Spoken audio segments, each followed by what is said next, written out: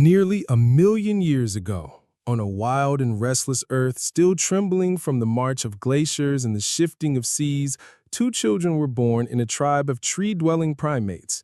From the beginning, they were different, stronger of hand, clearer of mind, and filled with the restless curiosity they would one day step across the invisible line between animal and man. Their names, as they were later revealed in eternity, became Andon and Fonta. These titles were not given to them in life, but in the heavenly registers after their souls had risen. Andon meaning first father-like, and Fonta meaning first son-like in faith. Together, they became remembered as the parents of all mankind. Even in their childhood, they showed signs of a new kind of intelligence. Their parents belonged to the most gifted branch of their tribe, but the children soon surpassed them. By the time Andon was young, he had already done what none of his kin had ever attempted. He fastened a sharp piece of flint to the end of a stick. What he held in his hand was not just a club, but the world's first true weapon, something that multiplied the power of his arm and gave him mastery over his enemies. It saved his life and Fonta's on more than one occasion. The two were inseparable. They shared food, explored together, and invented new ways to speak. While their tribe communicated with a few crude gestures and sounds, Andon and Fonta began to weave a richer language. By the age of 10, they had built a small vocabulary of 50 ideas, the seed of human speech. Their curiosity was boundless. They were always climbing, exploring, peering into caves or watching animals. So bold were they that they nearly lost their lives many times before they were even 8 years old. And yet, through it all, they cared for one another. When danger came, they stood together. When hunger gnawed, they shared their food. This devotion would become the cornerstone of human family life. Even as children, Andon and Fonta carried something unseen, something their kin did not share. The whispers of the 7 mind spirits stirred within them: courage, knowledge, worship, and at last, wisdom, the crown of human thought. This wisdom gave them pause before danger, reflection after failure, and vision for what might be. And when they chose to walk together, leaving tribe and tradition for a future only their hearts could glimpse, something greater arrived. Into each of them came a spark of the eternal Father, the thought adjuster, silent and unseen, yet closer than breath. From that moment, their eyes held a deeper light. They were no longer merely clever animals of the forest. They were the first true humans, creatures of choice, of loyalty, of destiny. Their love, their courage, their yearning for meaning, these were now joined with the eternal. When they were only 9, something stirred within them that no other creature on earth had ever felt so clearly: a conscious decision of loyalty. They resolved to live together, to leave their tribe, and to walk alone into the unknown. The Urantia Book describes a remarkable moment, a noontide conference where these two young beings sat together and vowed to separate from their kindred and found a new way of life. Tragedy soon followed. Their mother, trying to protect them from a gibbon raid, was slain. Their grieving father did not long survive her. Orphaned, Andon and Fonta turned not backward to the trees, but forward into the wilderness. It was the beginning of the human adventure. Andon and Fonta were the first to look fully human. They were short by our standards, about 5 feet tall, but upright and strong. Their eyes were black, their skin a dark reddish brown, and their bodies nearly free of the heavy hair that covered their ape-like relatives. Their feet were no longer meant for grasping branches, but for walking the earth. They resembled, more than any other people of today, the Eskimo tribes, sturdy, compact, resilient against the cold.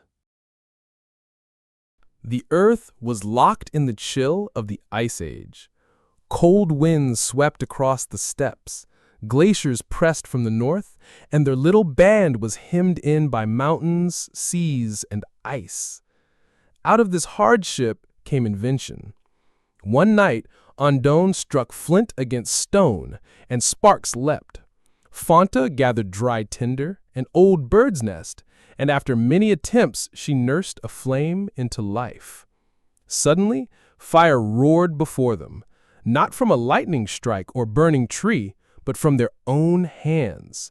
They sat in awe, watching it blaze, knowing instinctively that the world had changed.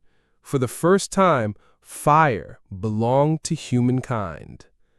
With fire, they cooked their food, warmed themselves, and dared to wander into colder regions. They clothed their children in animal skins. They hollowed out caves in the limestone foothills with sharp stones, creating safe, dry homes where nearly 20 children grew under their care. Andon and Fonta became not just survivors, but parents, 19 times over. Around them grew the first true clan. They were protective and devoted, teaching their children to stay close, to live in loyalty. When disputes arose, Andon taught them a curious game. Each would beat on a tree with a stick until one stick broke.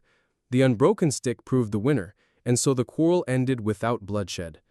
In this strange way, he sowed the earliest seeds of human justice. They also taught reverence. Though they had no clear vision of God, they felt gratitude and wonder. The Urantia Book says that for the first time, human hearts experienced a spark of worship. Primitive, vague, but real, the dawn of religion. For more than 40 years, they guided their people, building a small but enduring community. Then, tragedy struck. An earthquake loosened a great rock above their cave. It fell, crushing their dwelling, and Andon, Fonta, 5 of their children and 11 grandchildren perished. The survivors, led by their eldest son, Sontad, mourned deeply. In a new and instinctive act of devotion, they gathered stones and buried their dead. Thus, the first human burial took place, the beginning of a tradition that has lasted through all ages, a testimony of love and the dim hope of immortality. Though their mortal lives ended abruptly, their story was far from over. On the mansion worlds, the realms where sleeping mortals awaken, Andon and Fonta opened their eyes in a new form.